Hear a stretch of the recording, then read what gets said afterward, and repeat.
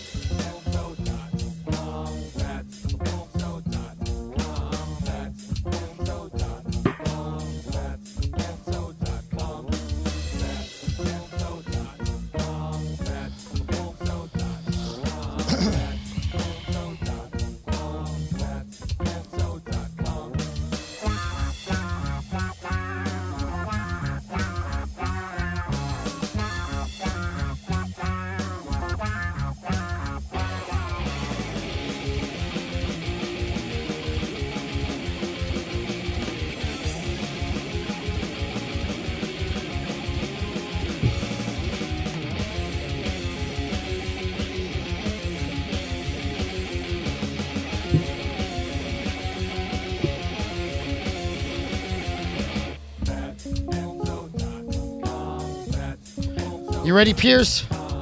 Let's do it. You hear me all right? Perfect. All right, here we go.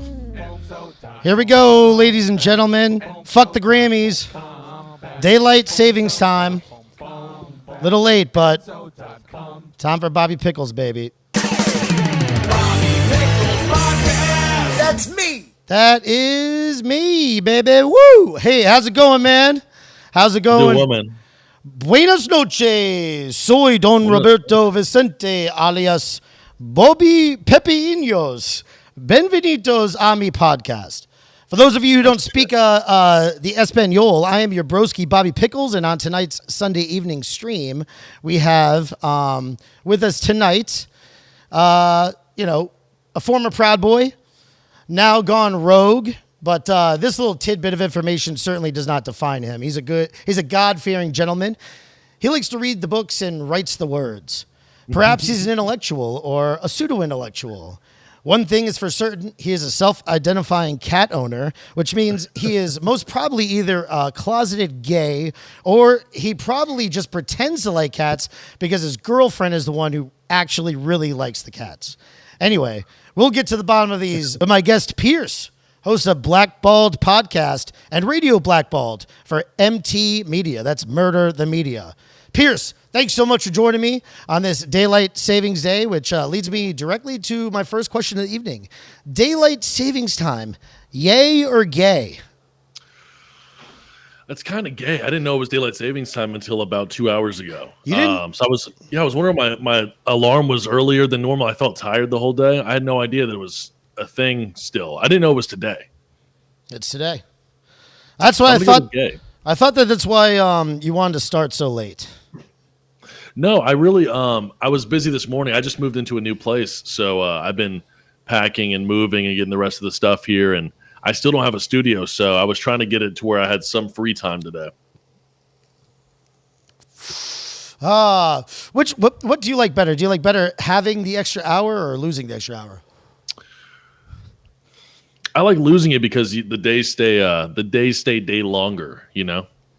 Yeah, exactly. I'm the same way, man. I am the same way. It's also Grammy night. Fuck the Grammys. What do you say? I say fuck the Grammys. Yeah, the Grammys are pretty fake and gay. Yeah, they are. They are. Is there any kind of what is the Grammys again? Grammys is music, right? I think so. It's like Grammys are music and Emmys are like TV shows. Dude, why do Grammy and Emmy both sound like things a pedophile, would exclaim or something, or be called, right? So well, weird. We're talking about Hollywood, so it's not too far fetched that these are just like code names that they ask to be called when kids are behind closed doors. Oh, absolutely. McCarthy was right. Back in the day, man, he knew that this was happening, man. All of Hollywood was just a bunch of commie scum. They were really ahead of their time back then, But anyway, it's just Pierce. Let me ask you a question, man, about your name, man. It's just Pierce. Is that the extent of your stage name? Do you have a fucking last name or not? Yeah, I mean, I've been doxxed, so my last name is Benefield. Yeah, it's just that's my first name is Pierce.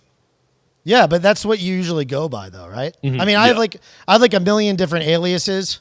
You know, why didn't you? You know, how did you just settle on the one first name? That's it. Well, I mean, I didn't think I was going to be doing according to Antifa, the podcast of the Proud Boys. So I never expected anything to be needed to hide my name or my identity. So I just went with my first name because it's like original. It's kind of, you can remember it, I guess. It's not like Peter or John, you know? So no need for a nickname. But the chat that I have in Telegram calls me Daddy. About that, bro. What is the deal with that? I mean, I'm on their hit list too, and they say the same thing. If you go in the podcast comments, you'll see that this is a podcast. You know, it's just for like Proud Boy propaganda, something like that. Right. Basically. So I guess I got that label as well. You know, it's weird. Yeah. Like, it happened right when I had, I think back to back, I had Nick Oakes and then I had Enrique Tarrio on, and then they just labeled me as the Proud Boy podcast. Cause I never really talked about me being a Proud Boy until Enrique was like, you know, us Proud Boys. And I guess they just caught onto that, ran with it and called me the new podcast of the Proud Boys, which I'm not. There's plenty of better Proud Boy centered podcasts. like this one. No.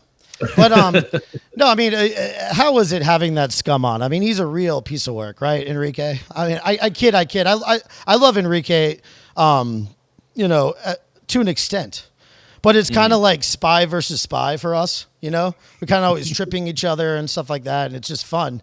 But what is it like? What's your perception of the old chairman? You know, I did a few things privately with Enrique in Atlanta, where I'm from, and then got to meet a really cool group of people because of him. I genuinely still don't know how authentic he was in being in the organization, because he was either a really good trickster or he was just a Fed informant that happened to be dumb on how to like tell people about it or not tell people about it.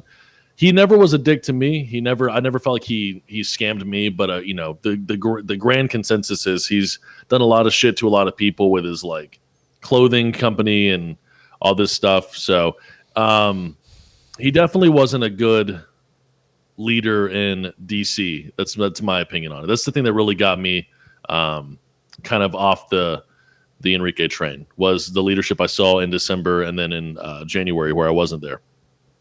Well, let's just back up a second because we'll get back to that. All right.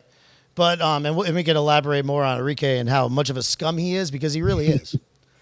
But you actually just alluded to where you were from. You said Atlanta, and I did hear on your last podcast episode with Ryan Rivera, you mentioned being from the Deep South, and I wanted to ask you about the Deep South and growing up in Atlanta area, and how was that like, and also how does that, like, I heard on that same podcast that you were a former liberal. How do you become a liberal when you're from the Deep South? Yeah, so I'm deeper now. I just moved to Alabama. I'm deep South now. I'm trying to pick up the Southern accent some more. Maybe start dipping. I don't know, but you don't really have it though. I don't know. I did like theater. This will explain why I'm liberal too, or why I was a liberal. I did theater my whole high school career. Did literary events, extemporaneous speaking, and all that stuff. I liked talking on stage. And so I tried to get rid of my Southern accent when I was a kid. And now I have a tinge of it, but I don't have too big of a Southern accent. So I grew up in like a very liberal arts centered education. And so I was naturally more progressive than people around me that were adults. But when I got to college and really saw liberal arts kind of full blown and what it led to, that's when I became libertarian. And then after Trump was elected, I think it was around 2017 when I became very, very right wing. Yeah, that's the same story as me, man. Pretty much.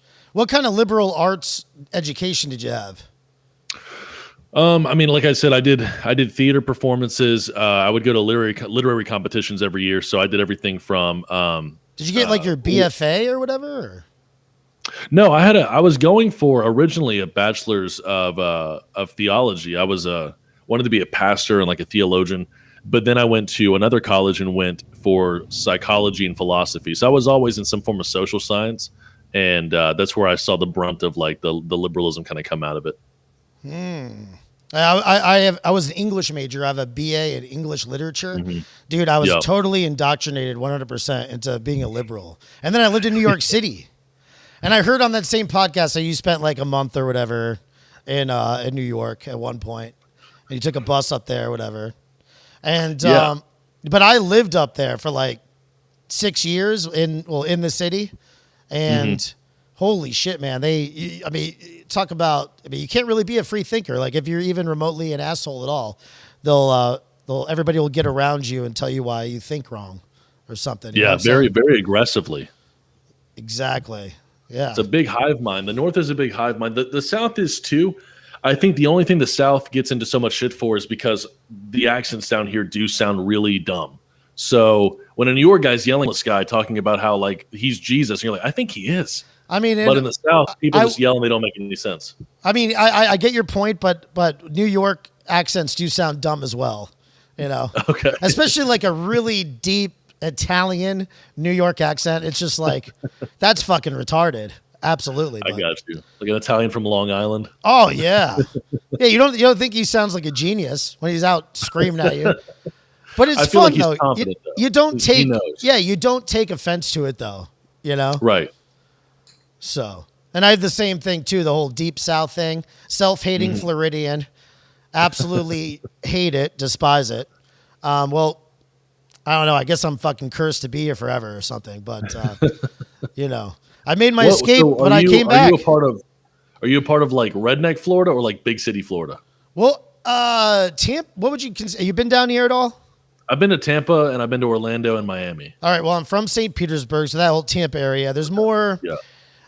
I'll give you the breakdown of Florida if you want. I mean, I've said this a couple of times on some other podcasts, but it's so funny. Everybody, like, when I tell this to people, sometimes months later they'll say it back to me like they're telling me it, and I know that I made this up and I realize this. But the way that Florida is, I'm in South Florida, sunny South Florida. I'm in West Palm Beach, more specifically. This is the best area. I mean, anywhere from West Palm down, West Palm, Broward. Fort Lauderdale, Miami, down to Key West is probably the only place you want to live in Florida. But the way that Florida works is the migration patterns. You got Route 75 that comes down the west coast of Florida and, goes right through my hometown, St. Petersburg and shit. But that goes up to Ohio, Dayton, Ohio, I believe, and that's where it stops. 95 goes up the Eastern Seaboard, goes up to, New York, Boston, everything. People literally just get on the highway and they come down, and then whatever side they end up on coming down that highway, that's where they end up. And so on the West Coast, it's all Midwesterners. It's Ohio people. It's people from Michigan, people from Ontario, and they procreate with each other. And holy shit, dude, after like 30 years, it's basically a Midwesterner's wet dream down there. You got no shoes, no shirt, no teeth, and everything's fine. Nobody even looks at you twice.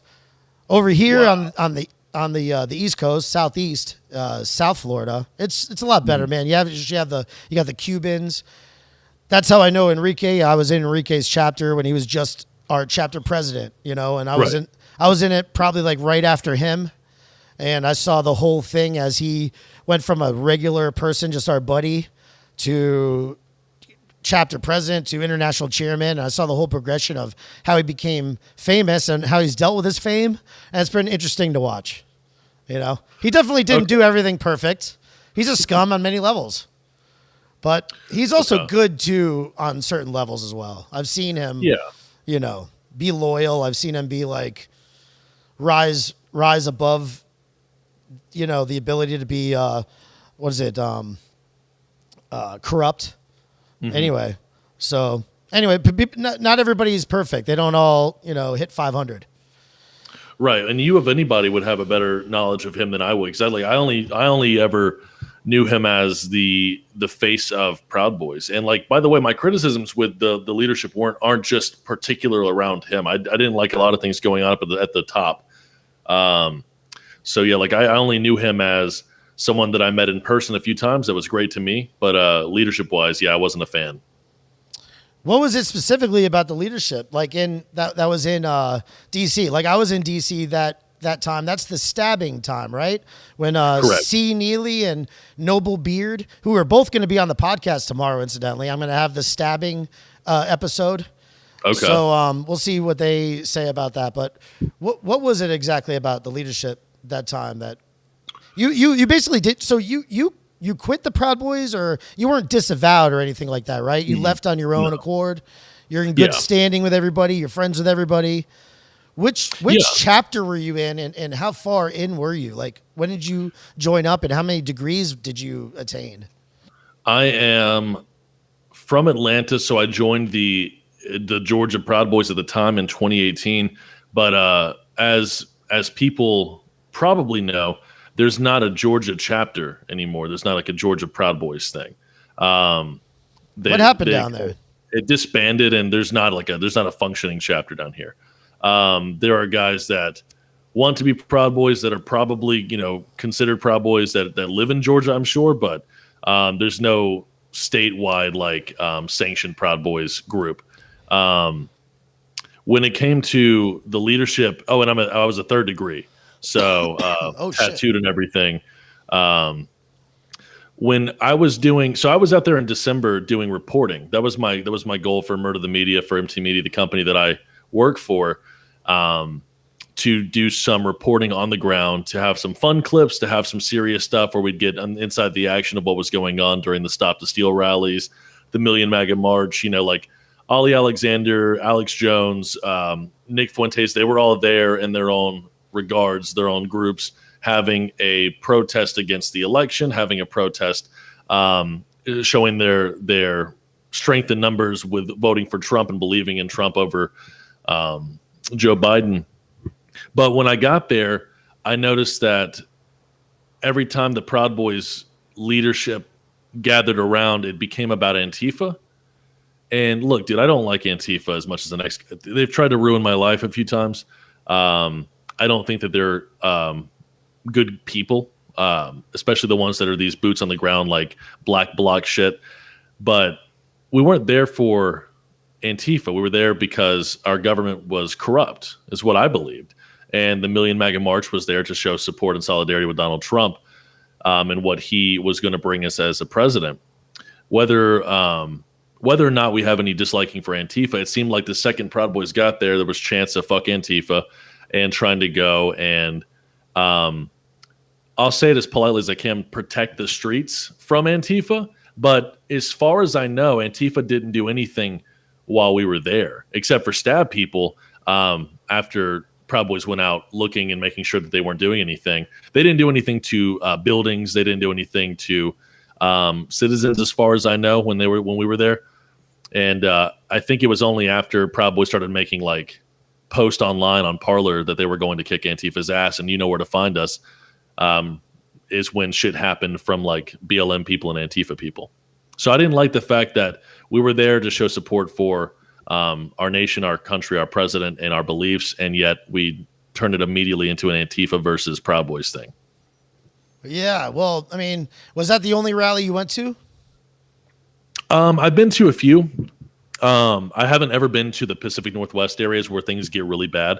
And by the way, I completely understand that there's people that I know that have been very, very in the trenches against Antifa during these big rallies that have gone south. I'm not discrediting it all, fighting back against Antifa. I just don't think that anything there was no reason why we should have done that in December from what I saw. They may have done things better than I did. But it seemed like there was no issues at all with Antifa. Every time we ever saw them, they were in a big, almost military form, shoulder to shoulder with Jews will replace you on their signs, and just standing together. They weren't moving. They weren't trying to attack anybody as far as I saw. Did you go out that night? You went out the Yeah, night there. I went out there. I think I was out there. I don't know when Noble Beard got stabbed, but I was out there like 10 minutes. I got inside 10 minutes before he got stabbed because I was actually doing a show on my network right when he got stabbed. Did you bring all your equipment there and what were you covering it live and stuff, or just get like video and edit it afterwards? I didn't have the equipment that Dick and Nick from MT Media had when they were there the following month, but I did have everything I needed to record. I had microphones, I had a camera guy, and I had like a little Santa Claus hat on. I was trying to be cute because it was December, but I had everything to pre-record stuff, and I uploaded most of that footage to my Patreon. Dick and Nick, huh? Yeah, That's funny. And of course, you're alluding to Nick DiCarlo's alias, where he switches it around. Dick and DiCarlo. It's pretty hilarious. Now, how did you get hooked up with those guys? How did you get hooked up with Murder the Media? I met Nick DiCarlo. I think it was 2 years ago now, but right around September of 2019, we had met up drinking and just having some fun. And I told him that I had an idea for a network where it was going to be, I couldn't find a really good name for it. I was going to call it Spoken Freely. And the premise of it was no matter what side you fall on politically, no matter what side theologically, whatever your beliefs are, if you wanted to work on this network for music, for videos, for podcasting, for blogging or journalism, you had that outlet, you had that opportunity. And it was the rule was nothing is censored, nothing is forbidden, except for obviously like pedophilia, like that was it. But Nick goes, I have that same exact idea, and he was farther along with that idea, had a cooler name, so I was like, yeah, dude, I'm down with it. I liked the stuff that he and Bill had done as Thunderdome TV, and I wanted to be a part of that network because I knew that they had a good drive. They knew what to do when it came to how to blow up the Twitter sphere, the social media sphere with good quality content. Yeah, well, I mean, you're obviously the main talent. Why not start your own channel? Why do you need these scums for? I'm not the main talent, I don't think. In fact, anything cool from my show has probably been done by Dick Nicarlo, or I basically told him what I wanted, but I didn't know how to do it, so he did it for me. I'm getting better at it, but soon you won't need them. Soon, I don't know. I still like working with those guys. I still feel like they never said this, but I feel like they're my boss, Bill and Dick. I feel like they're my owners. They have my contract somewhere. Yeah, I'm totally joking though. Those guys are great. I love them very much. I appreciate you guys putting Fat Enzo ads sometimes for like no reason whatsoever. I really don't even ask for it at all, and they just do that, and that's so cool, But yeah, those guys are good guys. I know that there could be a lot of pluses going by yourself, but then there's also a lot of pluses with having a team behind you. So you guys got to weigh those two things, right? Yeah. So I think that I think that working with them is a lot better. I feel like I never wanted a show that was about me. I kind of started the podcast because I thought it was a fun try with my friend. My friend Daniel and I started the podcast in 2017, 2018. And from there, it just kind of grew into, I didn't have any friends that were still here. Most were busy at work or most were busy in college. And so I was just left to do it by myself. But when did you start it? When did you start it? Sorry. I think it was either December 2017 or January 2018. Nice. Yeah, it's been a while. Mm-hmm. And I started mine in December 2012. Nice, dude. That's insane. That's early podcast days. Yeah, I started it pretty early, actually. Wow. And then I think I've been silenced on the down low at some point because I was gaining traction at first, and I was on this reality show, America's Worst Tattoos, and I taught the tattooer into the cover-up tattooer into doing my podcast while I was on there. And then Jim Carrey stole my name. It's a long story. Anyway, you got to watch out, man. Yeah, like we were saying before, these people in Hollywood are total, Satan-worshipping scum. So they're scum, man, for sure. How are things running over there at MTM, man? Murder the Media, with the FBI arresting all your co-hosts? Yeah, that Nick kinda Oakes and that Nick kinda sucks. DiCarlo. Are you guys able to be like running and shit right now? Is operation as usual or what? Operation for me is as usual, except for they took, before the feds got involved, um, they pretty much every outlet that we had a big following on took us down. So Murder the Media got canned from D Live. We had the most following there, a few thousand followers there. I was averaging 50 to 100 viewers. Thunderdome TV was averaging probably like 60 to 110, 120. I mean, a lot of people were tuning in. It was a really easy spot to find us, and we were trying to make it like a TV channel. It was really cool where it's like always a show on at all times. After that, Trovo took us down, and then the feds got involved with Dick and Nick. So it's been a work in progress to try to get back, I guess, around their legal parameters and also to start a new network. But there are some big things in the works. Dick Nicarlo, the genius that he is constantly working on a new way to watch MT Media, and it's going to be, I think, it's going to be anything better than Owen Benjamin's done. It's going to be things that are better than Nick Fuentes has done. If this is half as good as what Dick is working on and the people he's working with, if it's half of what he's promised, it's going to be better than most things out there right now.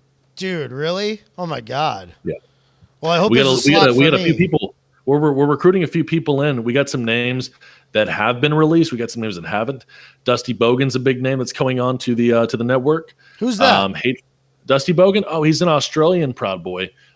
He actually is on Gavin's network as of right now. He's been on my show a few times. I've been on his a few times. Great guy, really funny dude. Drinks more than anyone I've ever met. And we've got Hate Facts coming on, a few others we can't talk about. And of course, I'm sure if Bobby Pickles wants to come on, Bobby Pickles can get on. Yeah? Absolutely, dude. Oh, that'd be awesome, man. That'd be such an honor. I would love it. Yeah. Absolutely. Dude, we got like a movement going on, man. But we have all these Proud Boys. They're still in the club, man, and you're not. I mean, how's that working for you? Are you happy that you're not associated with the organization anymore? I mean, kind of bummed out. Do you kind of regret it at all, dropping out? I mean, are you getting a cover up? I don't regret leaving the Proud Boys because it's different than when I started. As a group, it's different. It's seen different, which I don't care about. But the people inside that I'm around, that I have been around, see it differently too. And that's what matters to me. I don't like where Proud Boys went, and I don't think there's a way back to where it was when it first started. I think there's a reason why the bigger names that kept the groups more solidified have left, and I don't regret leaving. I do regret not being able to see people that are like brothers to me anymore as much as I used to. I regret that because there's nothing that I don't have an issue, dude. I've personally met people like Rufio. Rufio is the nicest guy that I've ever met. I can't say one bad thing about him. I've met people like Nick Oakes. Nick Oakes is a sweetheart. He's a great family man. There's nothing wrong with men that are in the Proud Boys. It just wasn't a group that fit what I believed in anymore. And I don't want to spend my life kind of walking on eggshells for my future because of things that I don't really feel inclined to do anymore. I've never felt inclined to go and rally myself. Atlanta's not a place where I've needed to, fight back against Antifa or something like that. And I don't feel like the group identity, it matches my individual identity anymore. And I want to kind of get back to being an individual, not because of the Proud Boys, but on a side note that's related. I'd say about a year and a half ago, I became I started going down the path of radicalization. It had nothing to do with the Proud Boys. I want to make that clear. But after getting out of that, thank God, I was able to realize that the individual matters a lot to me. And individual people matter a lot to me. When it's all said and done, it's not Antifa or communist or Proud Boys or whatever they want to call us the next week or the next week. It's people. And people's hearts matter and people matter. And I want to focus on who I am as a person and who people are as people, as individuals. Man. I think that group identity has historically been dangerous and is also presently a very big threat to our country and a big threat to dividing us more in a negative way. Well, there's a lot to unpack there, Pierce, because politics is groups, I feel like, and but you're right. I mean, like the collective, that's the other side. Those are the Dems pretty much, and we are the individuals. But there's a lot of problems with being individualistic too. You do need the group at some point. There's a healthy medium in between. So, yeah. I believe the group that matters the most, and COVID taught me this, becoming de-radicalized taught me this. The group that matters the most is what's right next to you. It's your family. It's your church. If you're religious, it's your God. Those are the people that should define you as the group that you are. I'd rather be a father than to be a figure for a group or the face of a group. I'd rather be the face of my future kids' lives or my family's lives than to be the face of a political group. And I'm not saying you can't have both, but I'm saying that that's what mattered to me the most was to, if I'm going to be group identified, it's going to be that I am, a brother, a son, a future father, a future husband. That's the things that I want to be seen as a group, not as a guy that has to wear a certain color or hold a certain creed that I might change from later on. Mm-hmm. Do you think you might get into politics later on or down the road? Or I think so. I think, I mean, if anything, just a local level. I think the local is what's more important. It can be fixed much quicker than from the top of the pyramid. What do you think about running as a dino? I mean, like you and I, my name is definitely run through the mud. But if I could somehow convince people that I was still a liberal and run as a dino, you get in there and then you pull the old switcheroo. Because in a lot of these, especially this right here, I'm in this same district as Laura Loomer that she ran in. So a lot of these, these counties or districts down here, they're heavily D. They're like D plus 10, plus 13 or something like that. So there's no way you're really going to win as a Republican, and definitely not as an independent. So I'm thinking we all play dirty just like they do. Let's all run as dinos. Yeah. I think that that's the unfortunate result of all this collective thought or this group identity, is because it is now so far to one side or the other. And right now we're on the side where everything's on the very far left, the progressive left. And that might be something people have to do. They might have to, I'm not advocating this, but it's a good idea to become a dino, to become like a trans Democrat. And then by the time you get in, you're fluid again, you go back to the right. But thankfully I don't have too big of an issue in my local area. Georgia is becoming blue, apparently. I don't doubt that, but my local area now in Alabama is a lot more red state, conservative, backwoods. Still not the best. I still don't like the GOP, but it's better than being blue. You like living out there, huh? In the middle of nowhere and stuff, or out in the woods? Dude. The ultimate goal is to go full Kaczynski and get a shed in Montana. Why Montana? Montana seems so pretty. It's something that is away from everything. And to be honest with you, here comes my kind of half a fag side coming out. Everything that I've ever been interested in seems to point to Montana. Like I've been reading a book recently called Zen and the Art of Motorcycle Maintenance, and it's based out of Montana. Who did that? Robert Pierzig. I heard of that book. It's a great book. That he was out of Montana. Kaczynski, who was a brilliant mind, just a scary dude, was out of Montana, and the idea of isolation's been on my mind the last year or so. Mm-hmm. I was going to ask you about books because you did say that, you said you're a reader. I was going to ask you what do you like to read? What is your favorite book? Like, do you have a favorite? That's hard, man. I think that my favorite two kinds of books, my favorite, I guess, two genres would be nonfiction. Like I love Man's Search for Meaning. I love Zen. I think that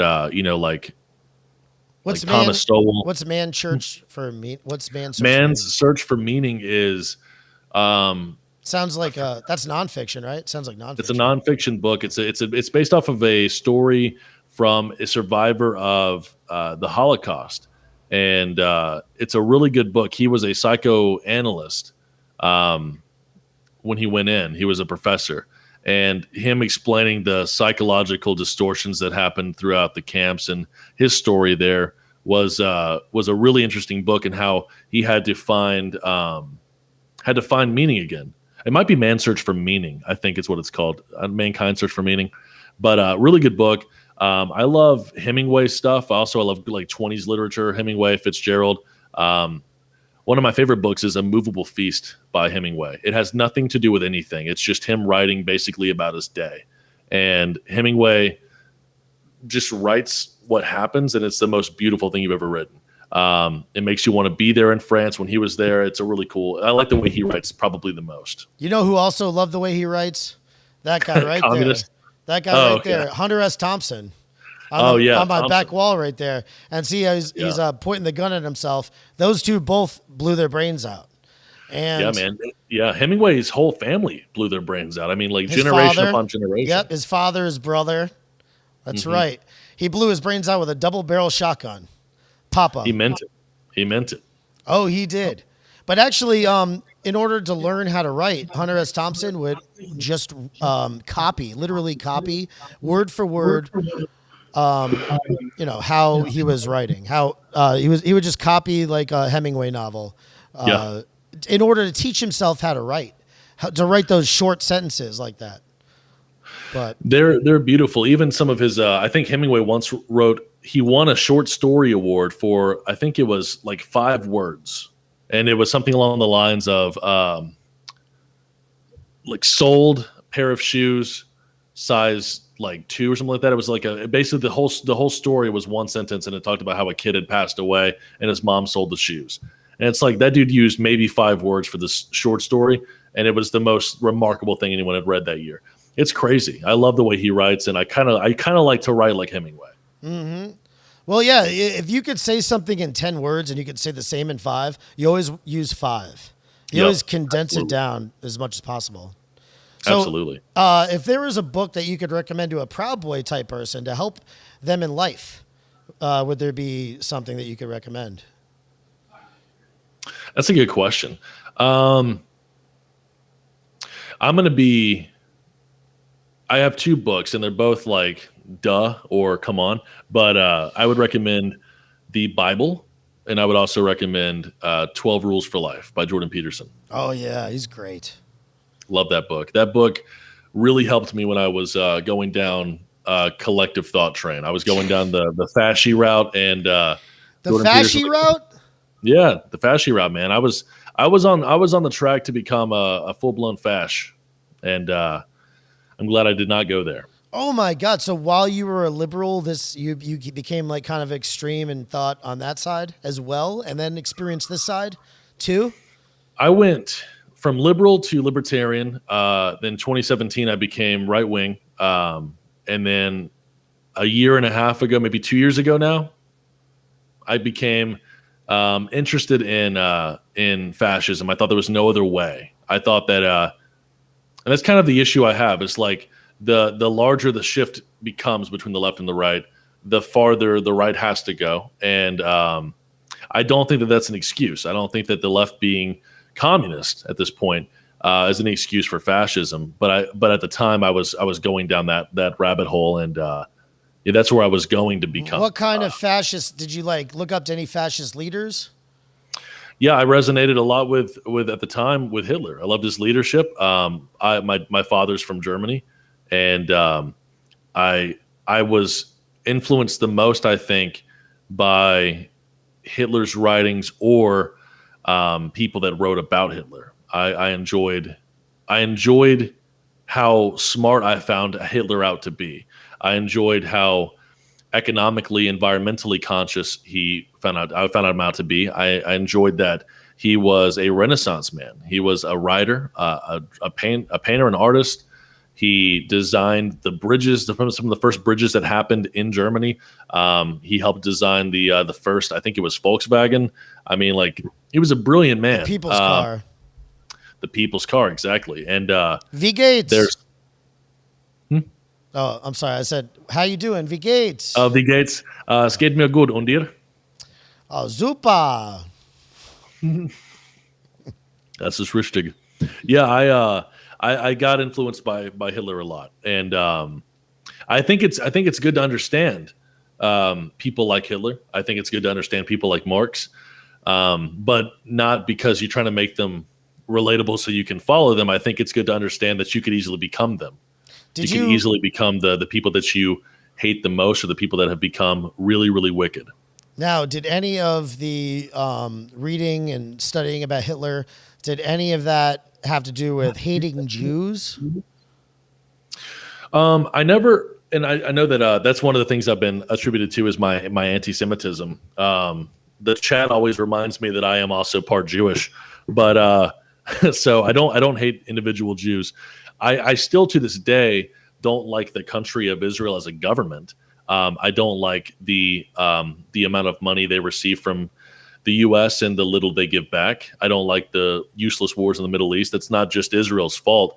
But at the time, I did start to go down that hole where it wasn't Jewish individuals, but it was Zionists that were in charge that I did not like. Zionists that were in charge of the banks and the pornography industry and all of these things. It kind of led me down a further trail to where I could easily have hated individuals. But thankfully, that's right before I kind of got off that boat. What made you get off the boat? Honestly, I think it was me realizing that it didn't match my faith, my worldview that I was beginning to have regarding fascism and regarding this almost ethnocentricity did not match at all what my God told me to believe about people and about races in his book. And I noticed that as I was going down this rabbit hole to the farthest end of the right political spectrum that I could, that I was not listening at all or reading at all to what God was saying. The person I'm supposed to believe in the most, the person I'm supposed to follow after. I was following the agendas of dead men that never knew me and never cared to know me, but I was abandoning my heavenly Father, and that's when I kind of sobered up. And a few people in my life were there to tell me, thankfully, that I had changed and not for the better. And I think that it's rule number 9 of Jordan Peterson's book, where it's basically start every conversation not thinking you have all the answers. Maybe that person's going to tell you something you need to know. No shit. You got to remember that for doing a podcast too. And sometimes it's hard to, not cut people off and just go off on your own thing. Mm-hmm. Yeah. What's a book you would recommend to a libtard in order to plant within them the seed of self-awareness, which will make them realize that they are actually the problem in society? There's a few. The Gulag Archipelago by I Solzhenitsyn. just started it. It's a great book. I'm trying to get my hands on a fully English, fully translated copy of 200 Years Together by the same author, Alexander Solzhenitsyn. He goes over in that book the issues with the Holodomor, the Ukrainian Holocaust. That's a book that I would recommend to any liberal that is not just someone that's born and raised in a woke 2021, but someone that is politically minded and they fall on the left. I would recommend that one, or The Rape of Nanking. That's more of that's a little bit darker, but the Gulag's the better book. It's like a good primer for understanding how fucking dark liberalism and the left and communism can get. Yeah. And I like that guy, Yuri, that guy who talks about, the Soviet, the ex-Soviet KGB guy who always talks about subversion. That dude really puts it in perspective. But in the archipelago, some of it sounds exactly like what's going on today, like really close to what's going on today in America. So 100%. Another book I'd recommend too is Michael Jones's Libido Dominandi. I'm not a Catholic guy, but that man makes me want to be a Catholic so bad. Oh shit, I'm a Catholic. That's great. Okay. Yeah, you would love E. Michael Jones. Here's the issue. E. Michael Jones does have a very big issue with Jewish people. But that book explains the sexual revolution being completely a way to thwart Christianity and thwart America down into the cesspool of Marxism. Yeah, maybe that was part of it, right? The whole degeneration of everybody. I mean, what do you think about boomers? Like, boomers are they like the worst generation? You know, I mean, their parents were the best generation. Are they the worst generation, pretty much? I think so, man. I think that that boomers were they weren't the suspect, but they let their children become the suspects because they weren't there for them. They weren't good parents as a whole. That seems to be when the decline of the family structure really started to happen. It seems like that was the point where children were then to be taught by their schools or their government, not by their parents. And you can trace the fall off right around that time. Yeah, you can definitely. I see it. Those are also the first. That's the first generation to be completely brainwashed and manipulated by screens, and they actually grew up, you know, when screens were invented, and they grew up right in front of them, and they cannot, to this day, I think, get a hold of themselves and realize that they're being manipulated by the mass media. Wow, that's a good outlook on that. Because they are the ones that we have this whole boomer meme because they are so easily deceived by what's on Facebook or what's on their screen. You know, my parents still watch Fox News or MSNBC and are still like believing with their heart. Like my mom thought that I was a suspect in the Capitol riots because she heard the name Proud Boys, and I was like, I wasn't there. And I was like, and by the way, like it wasn't like every Proud Boy was there. It wasn't like this creed where if you don't go, you're not a Proud Boy anymore and all this stuff. That's an interesting outlook because even people that are like millennials like myself or Gen Z, they can sometimes see through the bullshit of what's online, and it seems like boomers have no hope with that. Yeah, I don't think they do. But you bring up an interesting point. I want to talk to you about this topic too. You know, you can't spell patriot without riot. Don't try to steal that anyway. That's a T-shirt I'm working on. But what are your thoughts on the Capitol siege? And you just said that you weren't there, but I was going to ask you if you were there too. Gonzo journaling for MTM, like these other two guys, Nick and Dick. You know, thankfully, in retrospect, I wasn't able to go. That's when I had first found this house and was first transitioning from my old job to I started doing like online work, working like I guess through Zoom meetings and stuff like that for my new job because it was still so many hours away and I couldn't be there. But I wasn't able to get off. I was like, well, if it's a Zoom conference and I have to be, can I not just be there on a trip? And they were like, well, you're going to be busy. You can't do that. So I couldn't get off. And my gal, my fiance, told me not to go either. She had a really bad feeling. So like any man, I got in my feelings and became a 5-year-old again and started pouting and bitching about that I couldn't go. But in retrospect, I'm very glad that I didn't. Because unlike Dick and Nick, unlike the two Murder the Media guys that were there, I would have probably done something. I would have probably instigated something because I really don't like our government. I really don't like this massive overhaul of power they have now. I don't like that at all. I wouldn't have done anything violent because that would have gotten me instantly killed. But I want people to know that are inside of our government that we could easily do something about it and do something about them. And I hope that happens. I hope that there's an overthrow of power eventually. I think that the riots were the best course of action that conservatives could have done if they wanted to do something like that. Because instead of burning a Target down or instead of killing a guy on the street for people that you don't know, they attacked who they thought their enemy was. You know, when the riots for George Floyd happened, when they attacked the police station, I was kind of for it. I was like, yeah, I mean, the police there fucked up. They hid the body cam footage. They blocked voices out. They seemed scared about what was going to happen if they unveiled the whole footage. And so when they attacked the police stations, I was like, well, yeah, rightfully so. I mean, this police officer seemed to have fucked up. I didn't know anything at the time. But when they started to burn down targets and kill innocent people is when I go, well, what was the point of that? You didn't solve anything. I think that if you think our government's corrupt, then you should do something about it. And we were told until January of this year that we had the right to do something about it.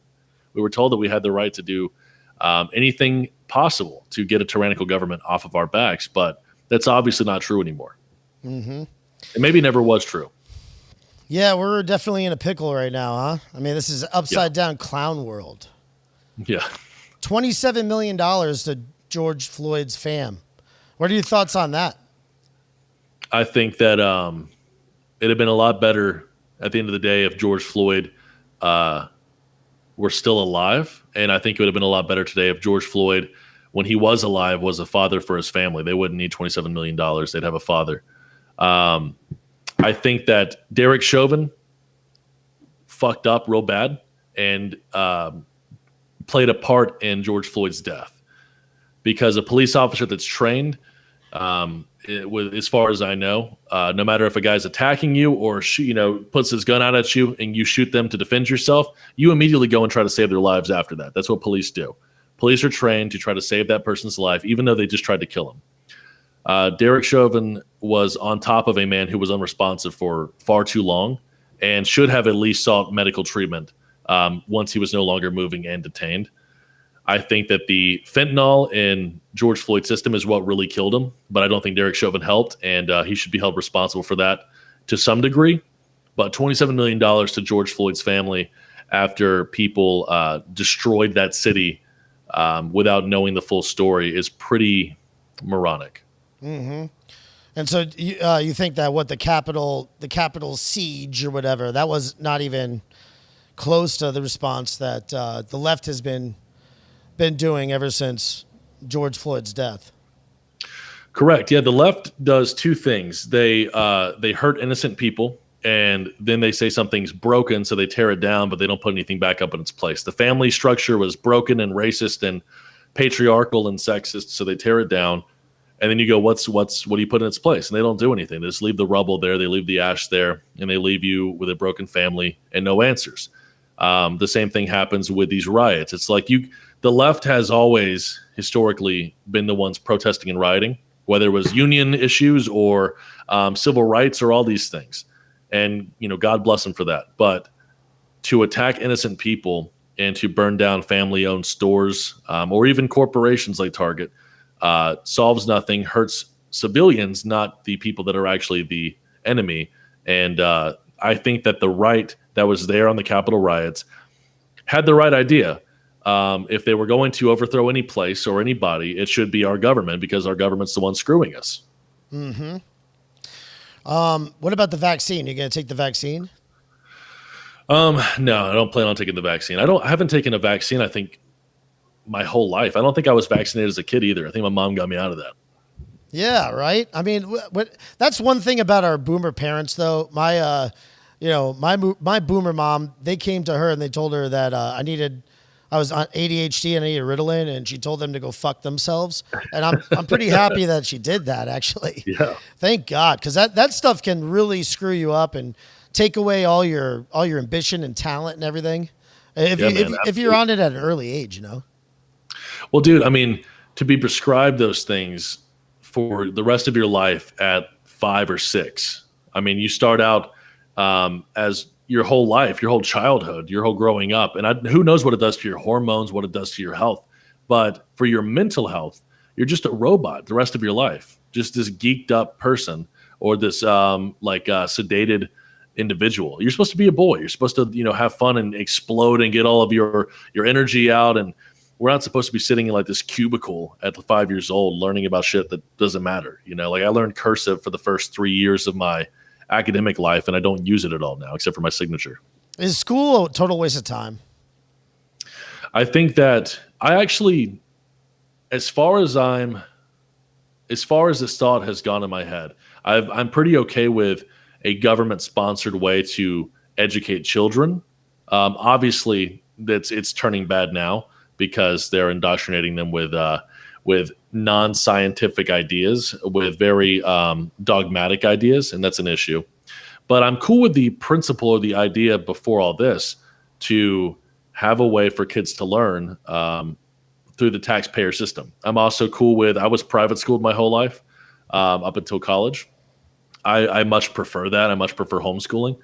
When it comes to college, if you're not doing STEM, if you're not doing science, technology, engineering, math, all this stuff, I don't think that there's any need at all for you to be in college. I think that trade jobs are great. I think that STEM's great. If you need college for that, by all means. But most people get a degree like you or I. We get some kind of social science degree or an English degree. And historically, none of my friends that I graduated with have any job. They're either jobless or they're working at their mom and pop shop, with a history degree while they're selling trophies, Dude, I went through that whole thing. I worked for Verizon Wireless in New York City, though. I worked at like all the different, like pretty awesome New York City locations. I even worked at 100 Wall Street. So I literally worked on Wall Street for a year and a half. And I worked there during the Wall Street, the Occupy Wall Street and all that stuff. I remember everybody had their arms like locked one morning on my commute to work, and I had to run and then go through the whole through the blockade of people and stuff. It was just, I never like said, oh, let me quit my job and join the protest or anything like that. Yeah. But it was it was very interesting. And the point was, I had a degree from the University of Florida, not even a shitty degree. And that was what I could get. That was the job I can get. So I started making T-shirts because I realized that making T-shirts is a form of writing. It's really about the concept. And it's just like a billboard, basically. If you watch Mad Men, they always work in the creative department at an ad agency. It's always the copywriter guy who's a writer, copywriter, W-R-I-T-E-R.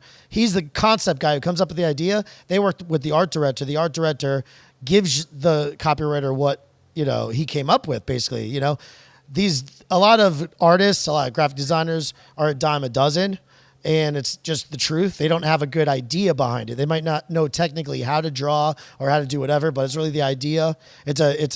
So just to let you know, if you are some kind of writer person, and I know you said you are, that you do some writing, you could probably come up with some kick-ass T-shirts. And I would love to start a line with you, man. If you ever want to start developing a line for Blackballed. How did you get that name, by the way? I wanted to talk to you about the podcast. Great theme music. It's very like GTA-esque, right? Yeah.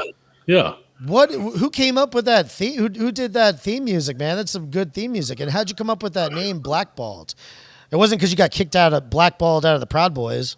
No, you did this a lot earlier. So yeah, I did this before. I think right before I joined the Proud Boys is when I started the podcast. Right. It was not particularly political at that point, and it kind of like changed.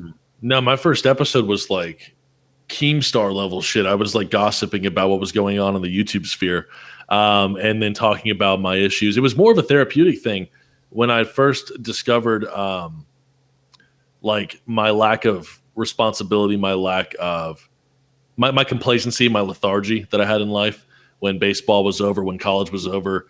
I got really, really depressed. And you were into baseball? Yeah, I played baseball my whole life. Yeah. Fuck I yeah, coach it now. dude. Hell yeah, bro. And you didn't make it to the show? No, I didn't. How far did you get? I got to college. I played a few years in college. Nice. So what position did you play? In high school, I'm a lefty, so I was first base, pitcher, and outfield. And then when I got to college, they made me a pitcher only, so I just pitched. Okay, and then you wanted to get to the show though, and you couldn't hit the 90 mile an hour speed consistently, or what? No, I never wanted to go pro. I liked playing it just for fun. I really enjoyed playing baseball. I still enjoy coaching it. I coach it now. So, and I can only do that once a week. I travel back to Georgia once a week to go and coach baseball for the games. The other coaches coach the practices and help me with the games. But I played baseball my whole life. I think the highest I threw was like 87. But I threw consistently in games 84, 85. I wasn't too fast. Did you have a lot of movement on your pitches? Mm-hmm. Yeah, man. Lefty's always got great movement. I had a circle change that was really good. My curveball is still insane. It's really good. I still every time I do batting practice at all with the kids that I coach now, I ruin their lives with curveballs. Yeah, I really want to push for us Proud Boys to start, doing softball or something like that. I mean, you'd kill it in a softball league. That'd be fun for sure. But I came up with the blackballed name because of that Hollywood term. So if you say anything that goes against Hollywood or the norm of this like ruthless group that works over you, that rules you, they blackball you. So they take you off of your ability to get a job or get a house. And ironically, that came to fruition years later, with my show.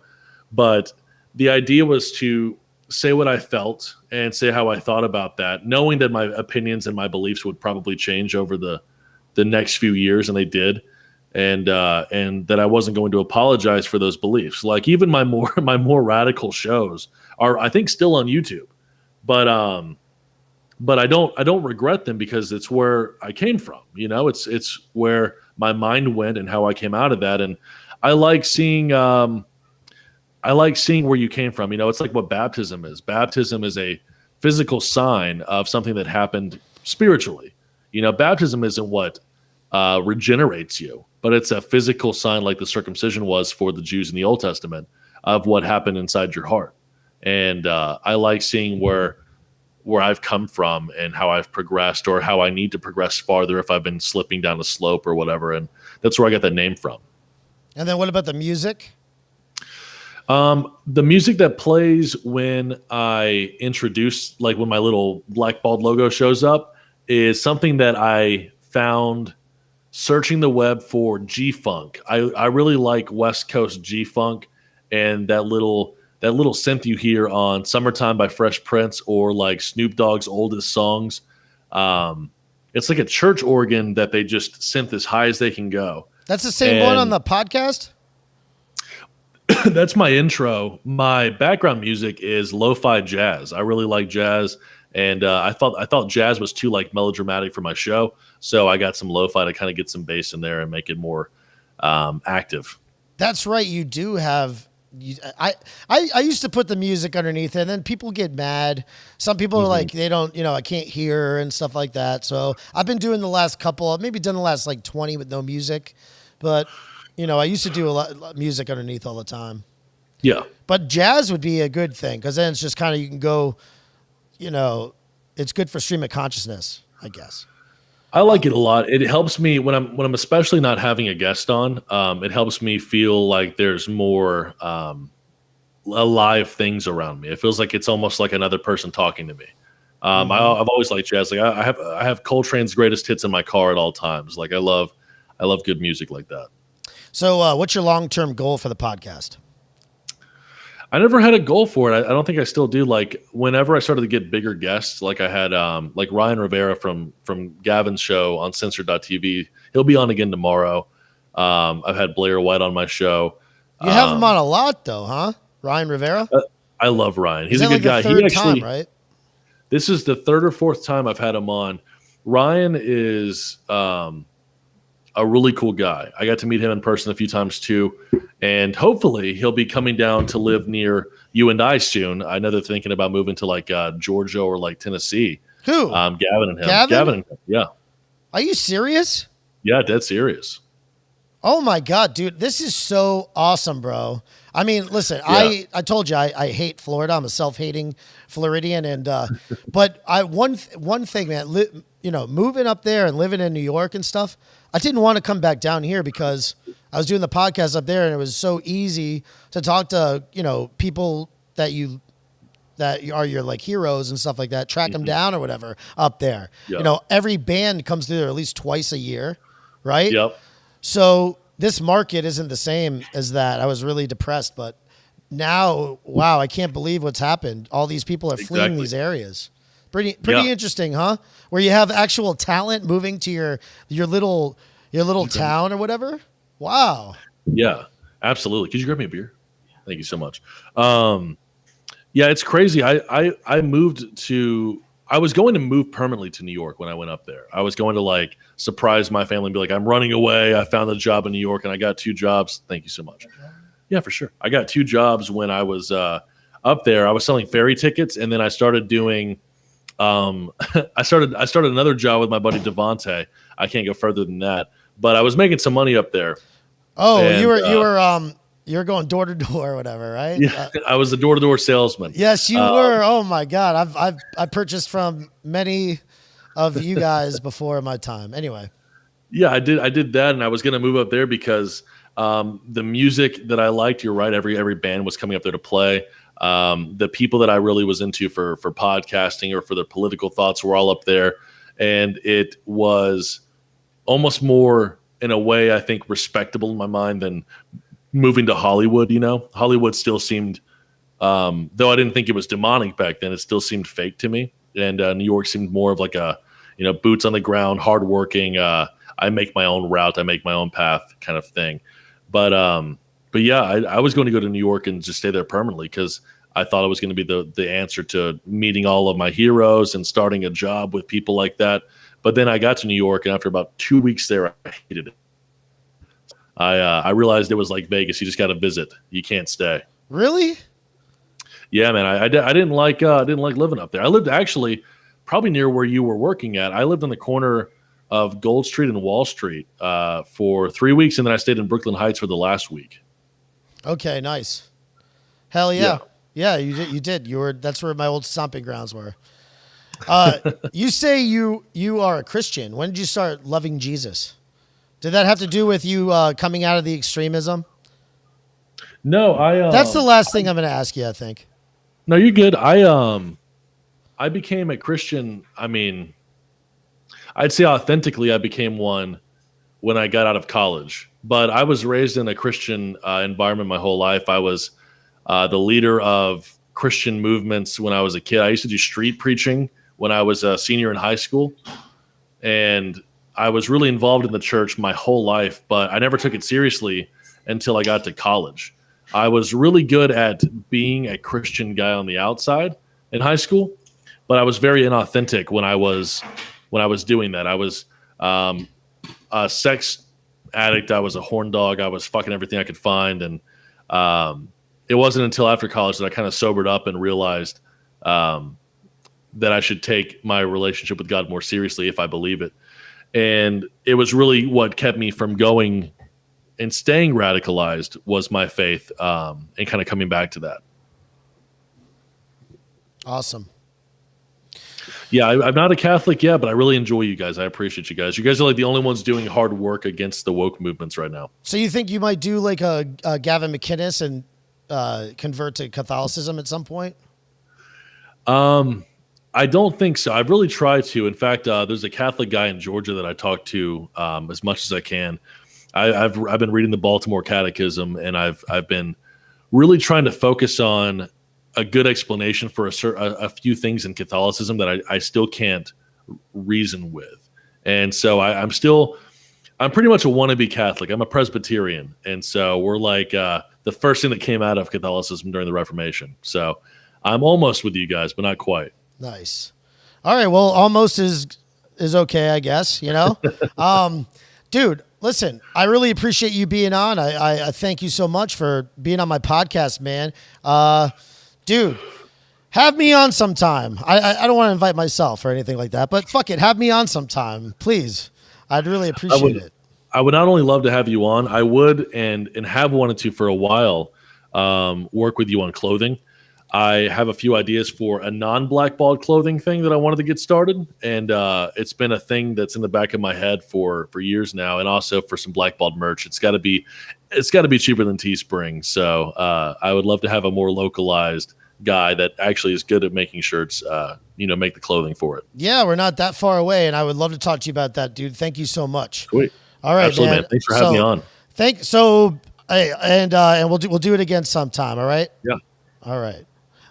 Thank you so much for watching the Sunday stream, ladies and gentlemen. If you're in the market for awesome custom t-shirts, check out fatenzo.com. For our line of pseudo-intellectual party tees, check out fatenzo.shop. For Perry's and Proud Boys swag, check out proudenzo.com. I'm Bobby Pickles, and I've had an outstanding time with you today. I appreciate you very much, but I'll appreciate you more for liking and sharing this podcast. There's a 20-year-old nerd sitting in a back room at Google with cum stains crusted on his pants, deciding who wins or loses in life because he learned how to code while living in his mommy's basement.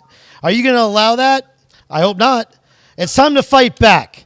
Give that dork a slap by posting this to Facebook or Twitter or Parler. And always remember, friends, proud of your boy, Vaya con Dios. Adios, mi amigos. Let me see it. Oh, shit. Dude, I need my stupid Asian producer, man. And I'm not talking about fucking Ryan Rivera. Pickles podcast. He always says that's me. With that look on his face, he'll talk about anything. Outstanding. Tattoos, t-shirts, politics, history, and hot sauce on everything. Bobby Pickles. Pop culture, documentaries, conspiracy theories, sarcasm, and fear. It's a conversation